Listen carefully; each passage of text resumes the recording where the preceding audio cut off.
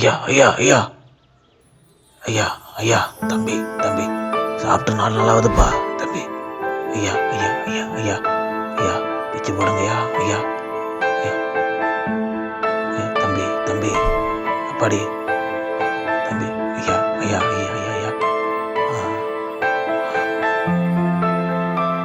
தம்பி என்னங்கய்யா? இங்க வா. இந்தா